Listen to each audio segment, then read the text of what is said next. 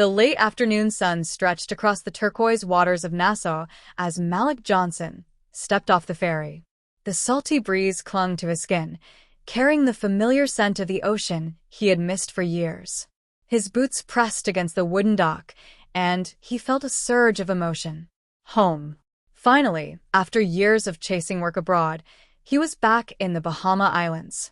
As he walked along the narrow lane lined with pastel houses, memories of his childhood returned in fragments.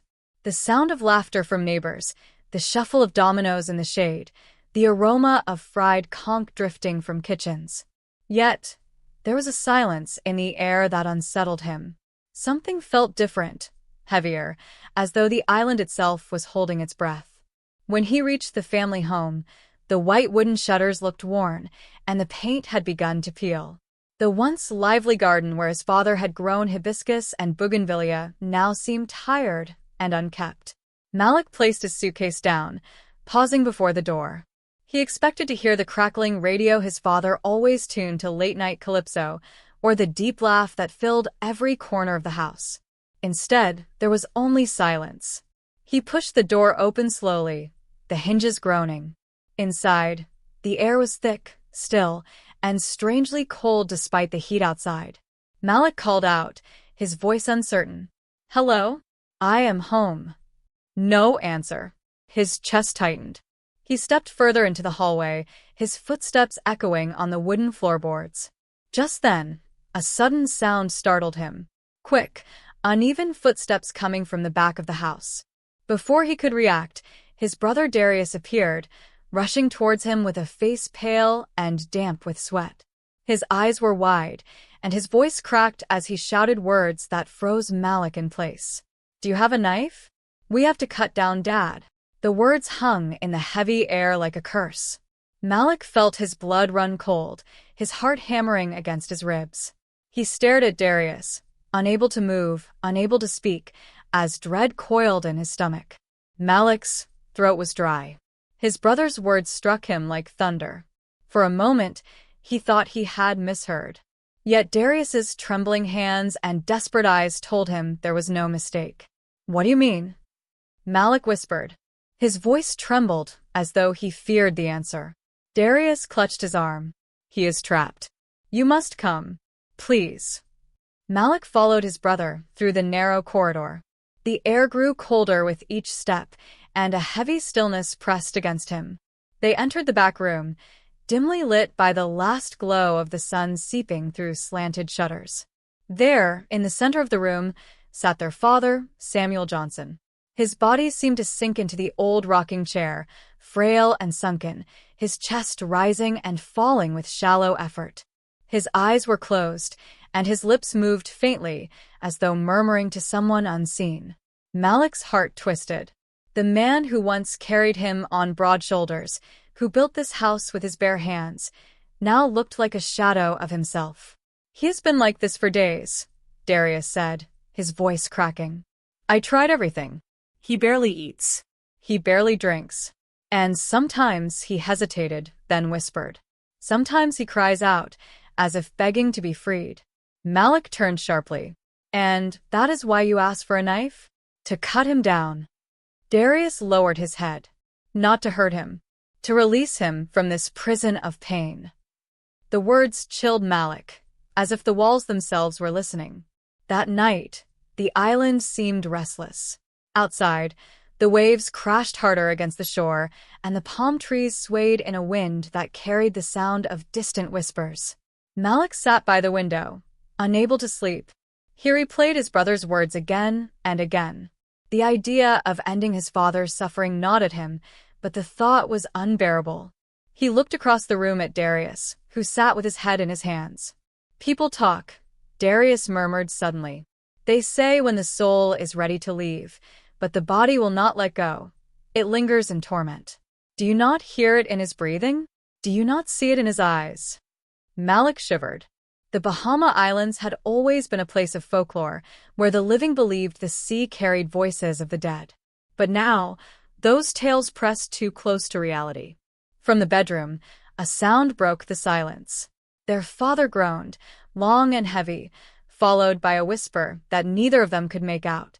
Both brothers froze, staring at each other. Was it pain? Or was it a plea? The following morning, Malik found a knife lying on the kitchen table.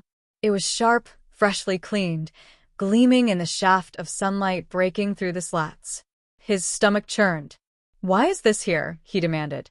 Darius stood by the sink, his face drawn. "I thought you might consider it. If the moment comes." Malik slammed his fist against the table. "No. Do not speak of it again." Yet the presence of the knife haunted him.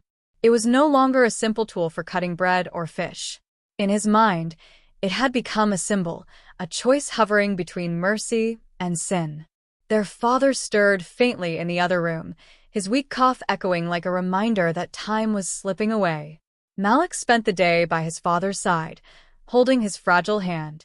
The house was quiet except for the ticking of the old clock and the faint wheeze of Samuel's breathing. As he sat there, memories washed over him. His father teaching him how to swim in the bright Bahama waters, his booming laughter echoing across the yard during family gatherings, the pride in his eyes when Malik left for work overseas. The contrast between those memories and the fading figure before him was unbearable. "Stay strong, Dad," Malik whispered. "We are here with you." For a moment, Samuel's eyes fluttered open. They locked with Malik's, glassy and distant, but holding a depth of love that pierced straight through his chest. Then his lips moved, forming a single word: "Free." Malik froze, unable to breathe. The word echoed inside Malik's skull long after his father drifted back into silence. "Free." Darius stepped closer, his face pale. "You see? He wants release. He wants us to help him." Malik shook his head violently. "No. You are twisting it. He could mean anything. Freedom from pain.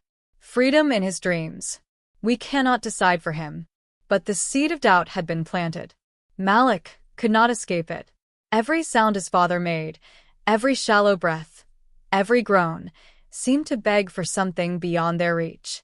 That night, Malik dreamt of the ocean rising, waves crashing into the house, pulling his father's chair out into the dark water. Samuel's voice echoed through the storm. "Set me free." Malik awoke drenched in sweat, his heart pounding. The next morning, an elderly neighbor named Miss Evelyn knocked at the door. She was known across the island for her wisdom and her stories of the old ways. "I heard whispers of your father," she said gently. "I came to see him." She entered the room, her wrinkled hands brushing lightly over Samuel's forehead. She closed her eyes for a moment, as though listening beyond the silence. "This man is near the crossing," she murmured. "But something holds him back." Malik asked in a trembling voice, "What can we do?" Miss Evelyn looked at him steadily. "Love him. Speak to him. Sometimes, the soul only waits for permission." Her words sank deep, stirring something Malik did not wish to face. Permission. Release. Could it be that simple? That evening, the skies darkened. Thunder rolled across the island, and rain lashed against the windows. Inside the small wooden house, the brothers kept a lantern burning. Samuel's breathing grew harsher, rattling like pebbles under the tide. Malik held his hand, whispering words of comfort, while Darius stood at the door, the knife glinting faintly on the table behind him. "I cannot watch him like this," Darius muttered over the storm. "We must do something."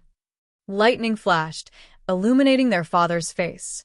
For a fleeting moment, Malik thought he saw peace in his eyes, as though Samuel already stood between two worlds. But the storm raged louder, and with each crash of thunder, the brothers' conflict deepened. The night stretched long and merciless. Samuel stirred once more, his lips parting. Malik leaned close, desperate to hear. "Let go," came the faint whisper, barely a breath. Tears welled in Malik's eyes. He turned to his brother, who stood trembling, the knife in his hand. "Do you hear him?" Darius urged. "He asks us. He begs us." Malik's chest heaved. His mind screamed against the thought, yet his heart wavered. He could not tell whether the words were a command, a plea, or simply the fragments of a dream. The knife gleamed between them, heavy with meaning. Just before dawn, the storm subsided. A pale light crept into the room, brushing over Samuel's frail body. His breathing slowed, each rise of his chest more fragile than the last. Malik held his father's hand tightly, whispering through tears, "We love you. We're here. You can rest now." Darius dropped the knife. His knees buckled as he sank to the floor, sobbing. And then, with a final breath, Samuel's chest fell still. His face relaxed into a calm neither brother had seen in months. The room grew quiet, filled only with the soft patter of rain.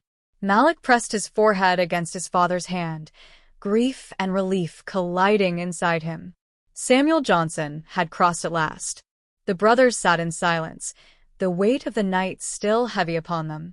Though the knife remained on the table, untouched, the choice had been made by the hands of time itself.